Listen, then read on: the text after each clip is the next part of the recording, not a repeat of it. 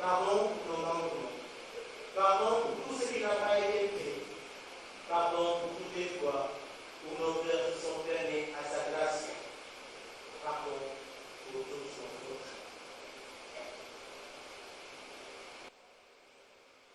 Je confesse à Dieu Tout-Puissant.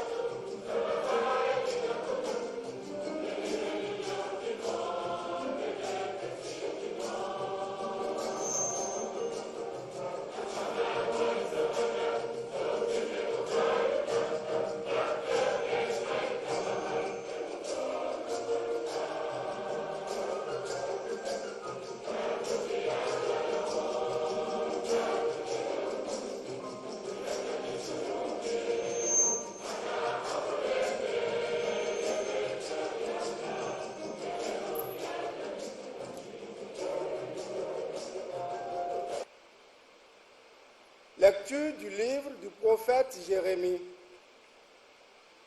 Ainsi parle le Seigneur.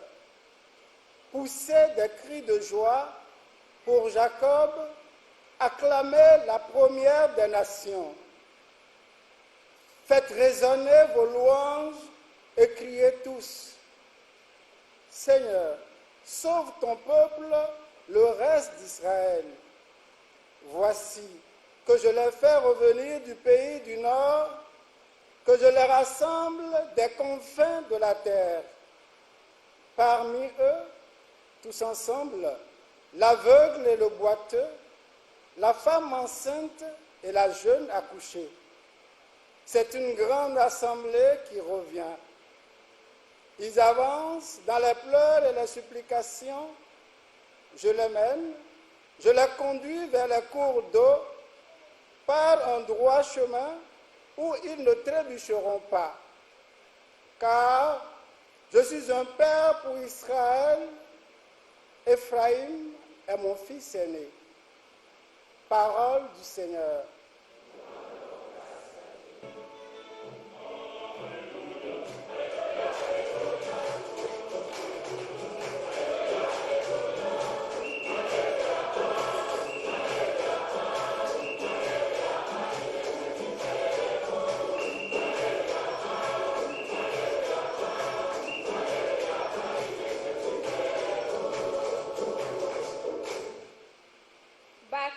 El na la borom bi suñu yàlla ci kaw ñi dëkk ci lëndëm fenk loo na leeram.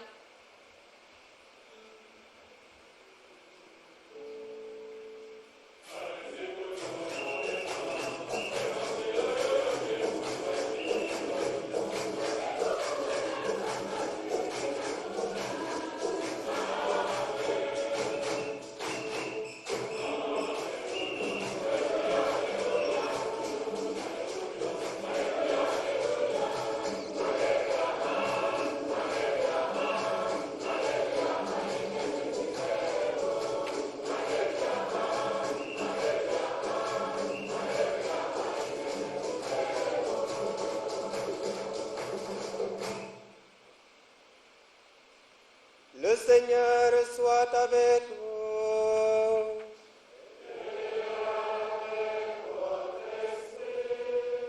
Et Évangile de Jésus-Christ selon saint Marc.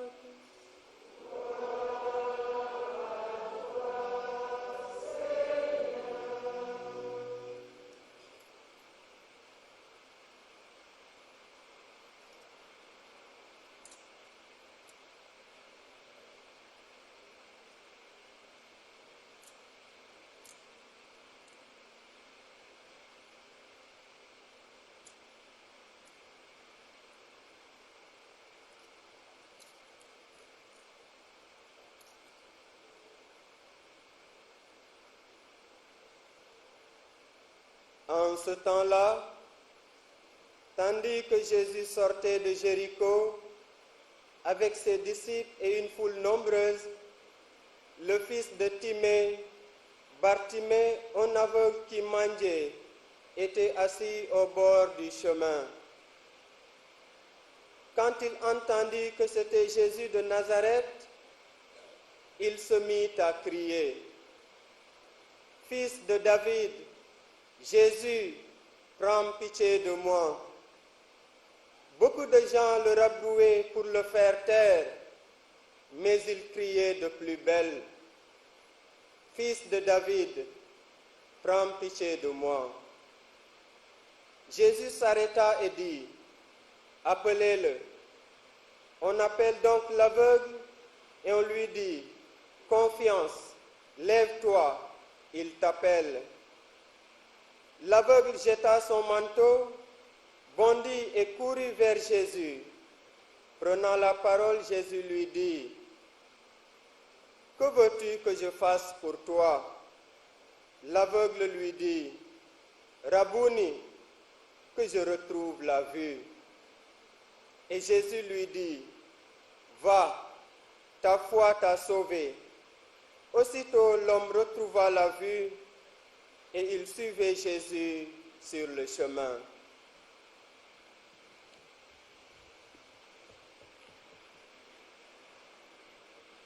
Cette parole, c'est le message de la foi que nous proclamons.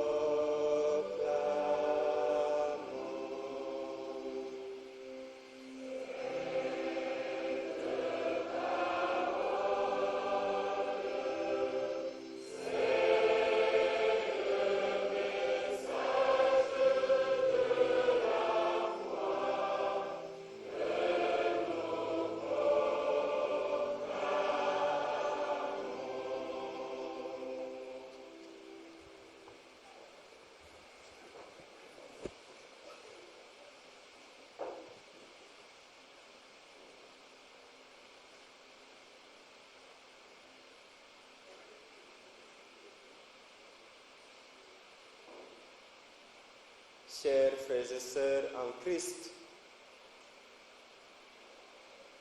peuple de Dieu, ici réunis à Saint-Joseph de Médina, je vous salue tous au nom de Jésus, notre grand frère, et vous dis bonne fête, bon jubilé.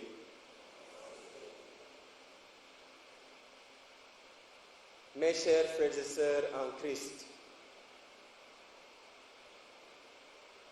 devant une auguste assemblée comme la vôtre ce matin, je ne peux pas ne pas être un peu tendu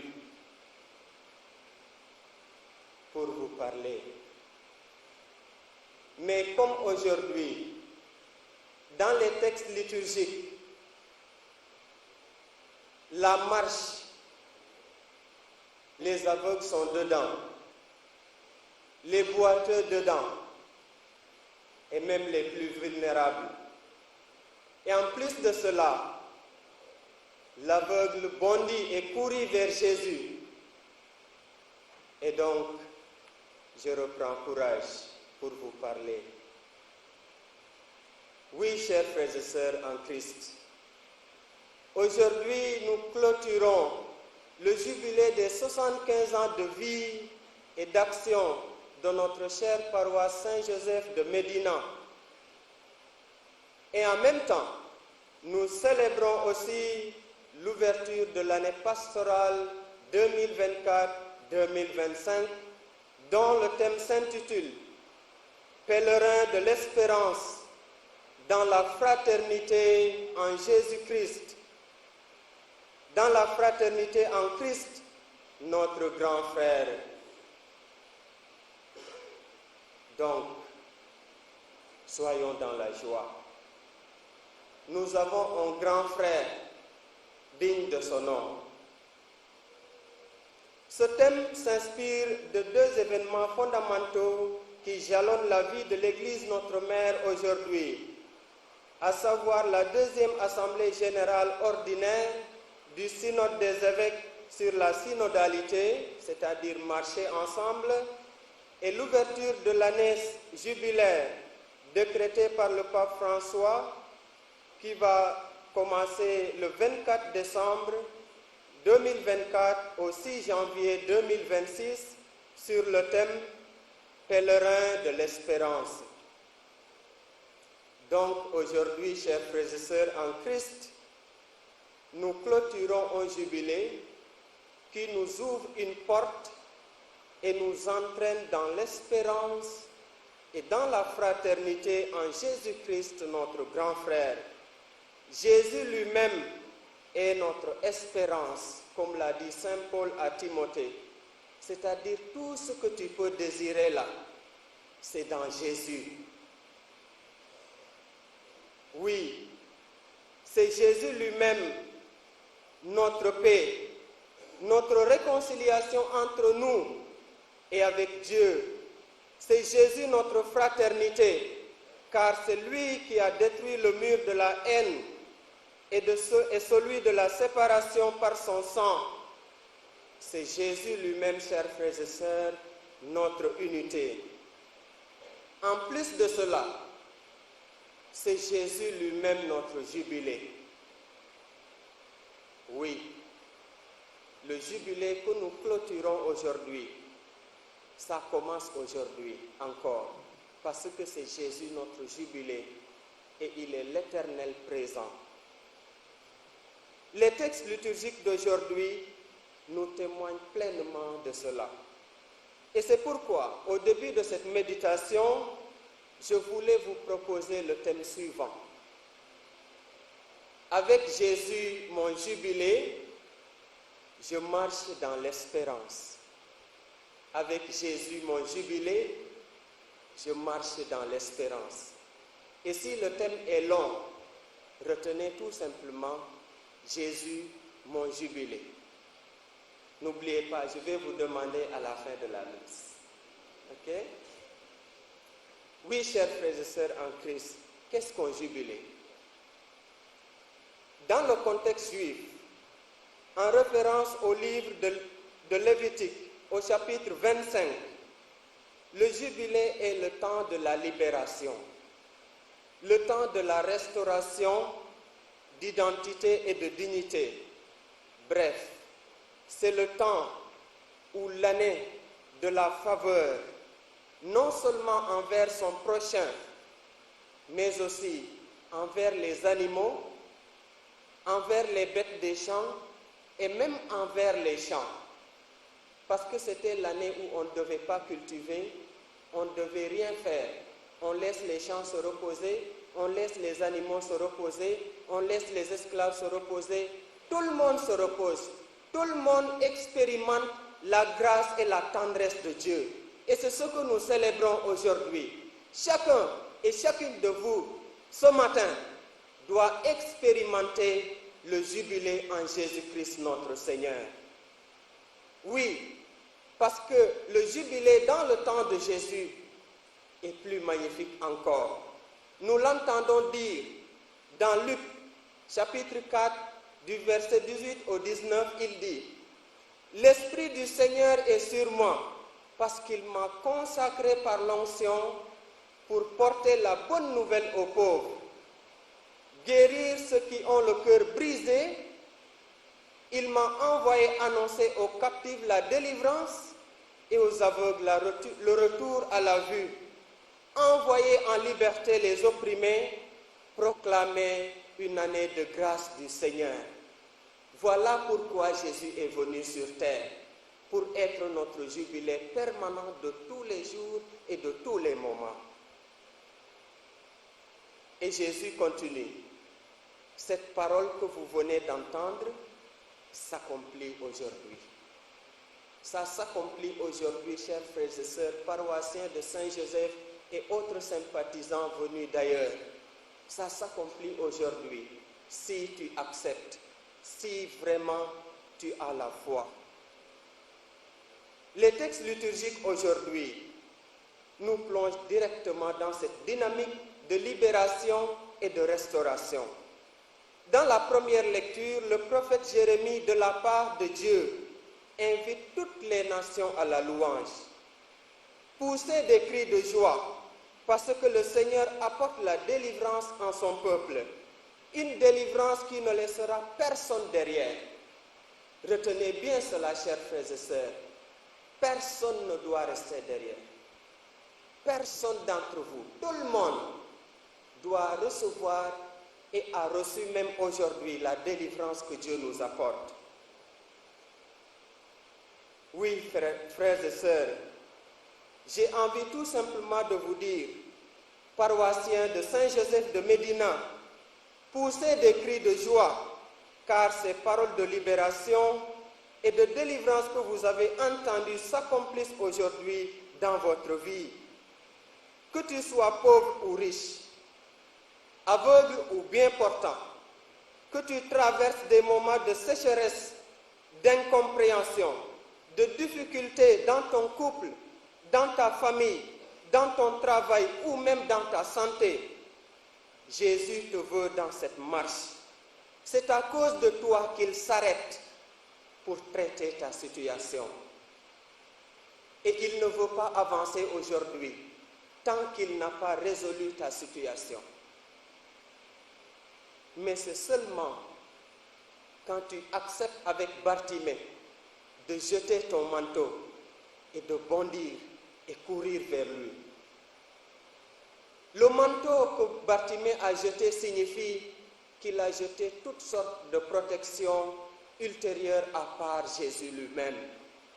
Parce qu'à ce temps-là, même un pauvre, si tu prenais son manteau quand il ne pouvait pas te payer, le soir tu devais lui remettre le manteau pour qu'il puisse se couvrir à cause du climat, de la fraîcheur, et aussi se couvrir à cause de la poussière parce que c'était un pays un peu désert.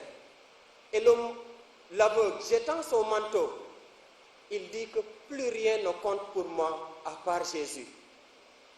Donc nous devons faire confiance à Jésus sans réserve, bondir vers lui, laissant tout derrière. Et je suis sûr que c'est ce que vous avez fait aujourd'hui. Vous avez tout laissé aujourd'hui derrière vous pour venir aujourd'hui jubiler avec Jésus, notre jubilé. Chers frères et sœurs en Christ, dans cette même dynamique, nous devons suivre l'exemple de Jésus et non l'exemple de la foule. La foule qui voulait étouffer le cri du pauvre, qui voulait étouffer le cri de celui qui est dans le besoin. Et telle est la logique de notre monde aujourd'hui, chers frères et sœurs. Une logique qui veut éliminer tout ce qui pourrait ralentir sa marche. Et cette logique va jusqu'à éliminer le plus innocent de tous les êtres, c'est-à-dire le petit bébé dans le sein de sa mère. C'est triste et c'est une grande trahison. Parce que l'enfant dans le sein de la mère n'a que son monde dans le sein de sa mère. C'est là qu'il a tout ce qu'il lui faut. Le rejeter, éliminer sa vie, c'est une grande trahison.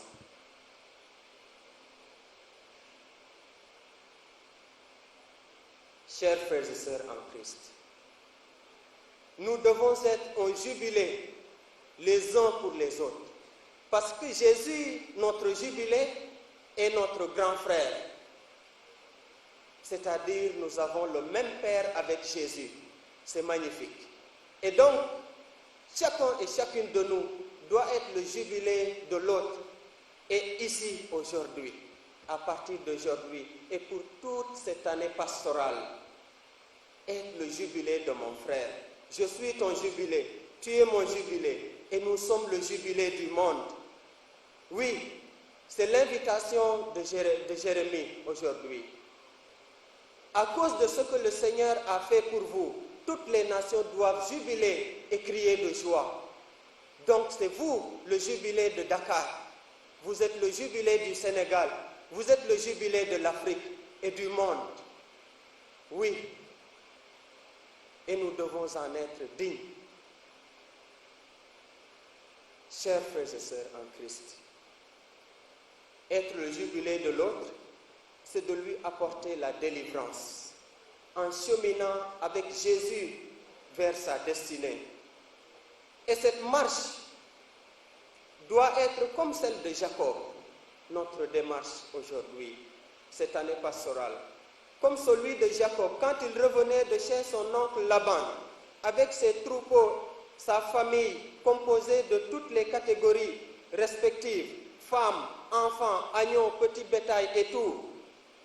Quand Ésaü, son frère, l'a rencontré et voulant le guider, lui dit, « Levons les camps, en route, je vais marcher en tête. » Mais Jacob décline.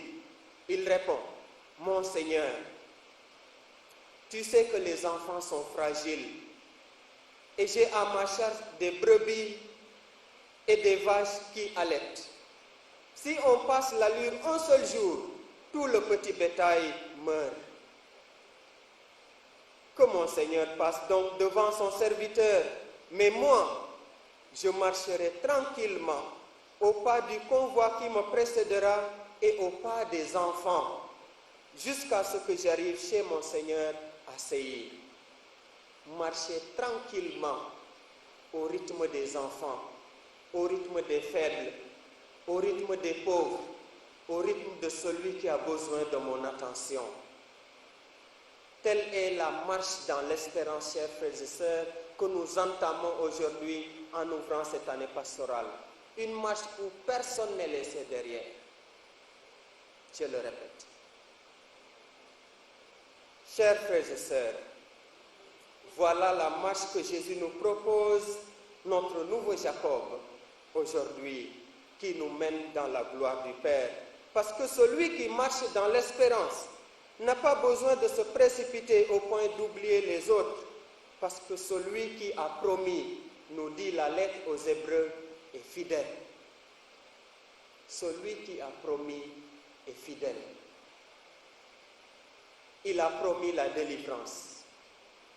Il est fidèle. Il a promis de s'arrêter aujourd'hui pour te guérir de ton aveuglement dans ta foi, ton aveuglement et mon aveuglement dans l'amour. Il l'a promis, il est fidèle. Chers frères et sœurs en Christ, Jésus s'arrête aujourd'hui pour traiter notre situation. Et après cela, nous allons marcher avec lui. Allons-y alors. Marchons avec lui et jubilons dans l'amour et la joie avec Jésus qui vit et règne pour l'éternité. Amen.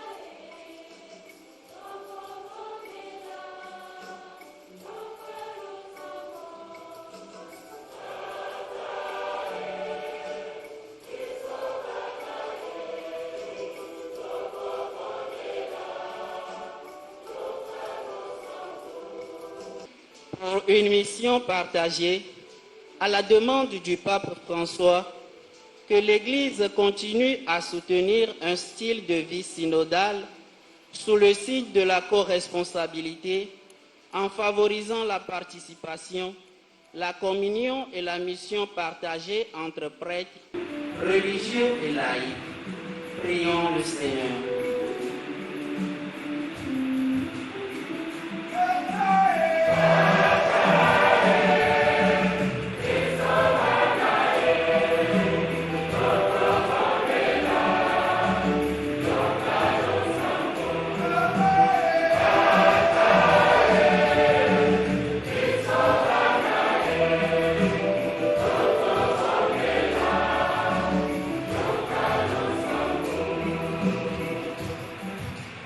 Pour cette nouvelle année pastorale, que la grâce de Dieu fasse de nous des ouvriers assidus des semences de l'Évangile et des témoins audacieux par nos actes et paroles. Prions le Seigneur.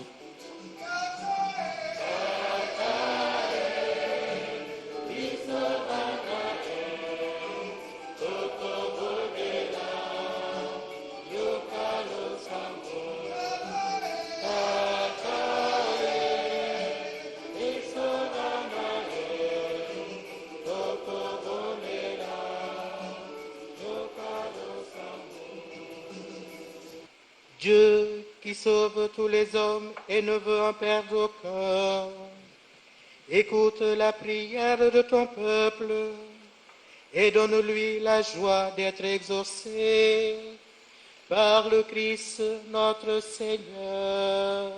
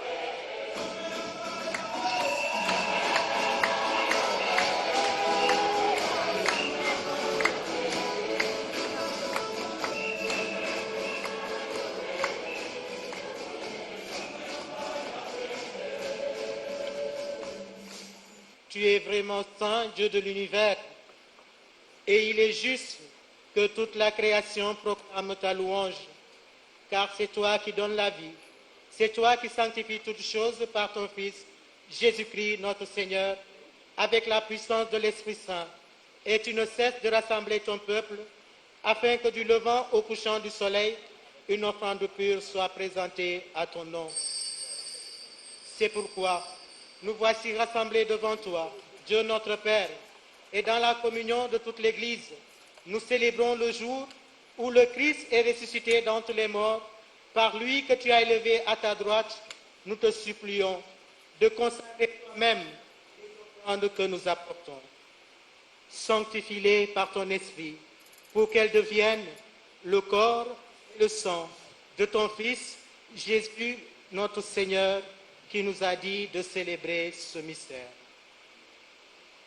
La nuit même où il fut livré, il prit le pain, en te rendant grâce, il dit la bénédiction, il remplit le pain et le donna à ses disciples en disant, prenez et mangez-en tous, ceci est mon corps livré pour vous.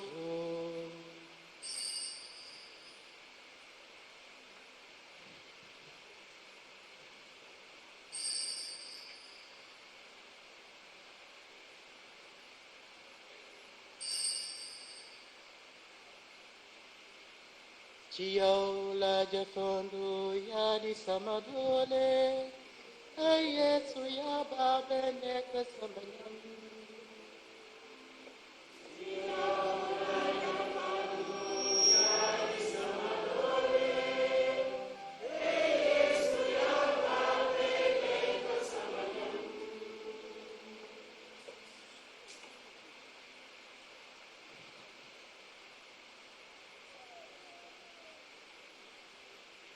De même, après le repas, il prit la coupe.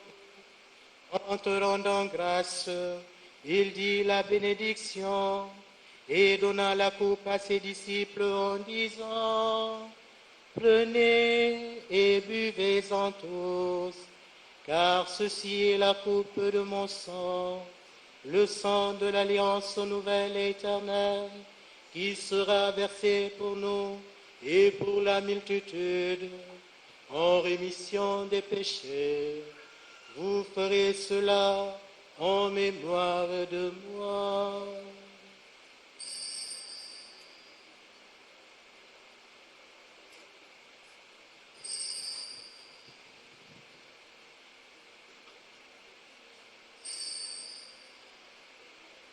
Cio la jafondu ya di samadole, Yesu ya babene kesamanyam.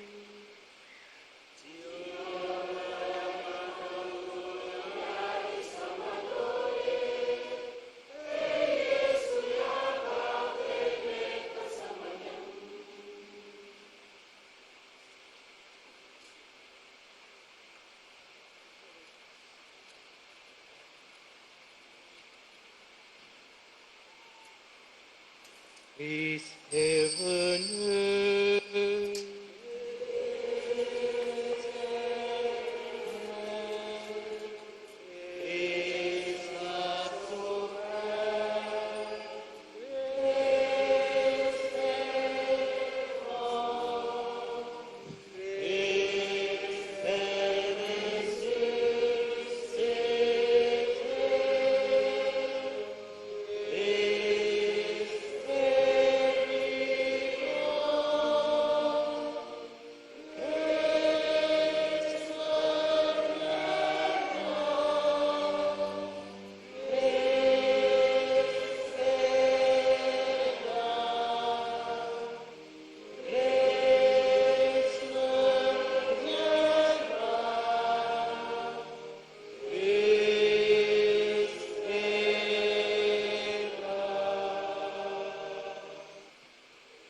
Frères et sœurs, comme nous l'avons appris du Sauveur, et selon son commandement, nous osons chanter ensemble notre Père que nous avons reçu du Sauveur.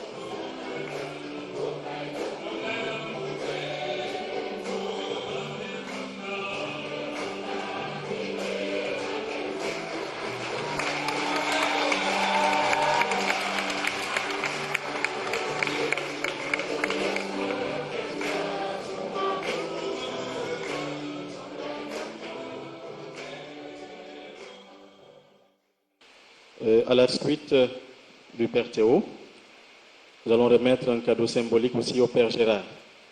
Et c'est Madame Irène, 6, qui se chargera de le faire. Madame Irène, vous êtes attendue ici.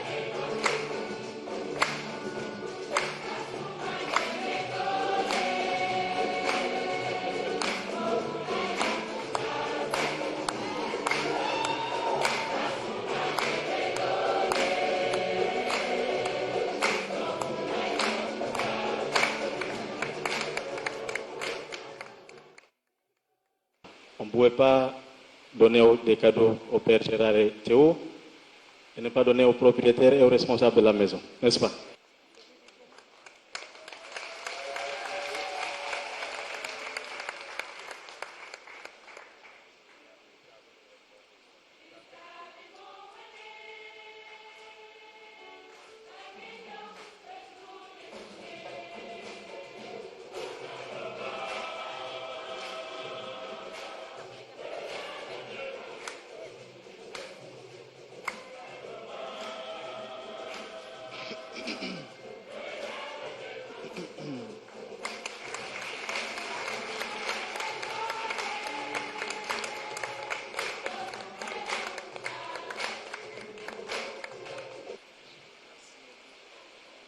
Notre secours est dans le nom du Seigneur.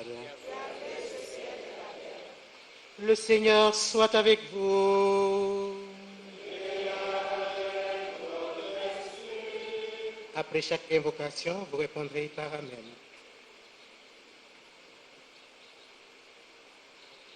Dans sa clémence, que Dieu Tout-Puissant vous bénisse, qui répande sur vous la sagesse menant au salut.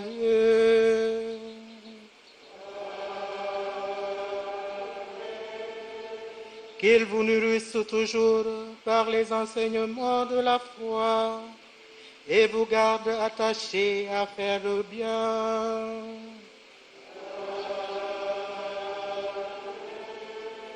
Qu'il tourne vers lui vos pas et vous montre le chemin de la paix et de l'amour.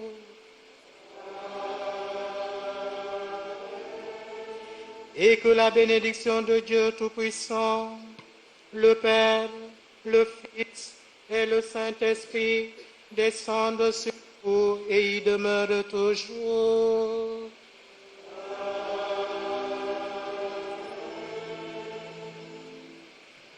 Allez dans la paix du Christ.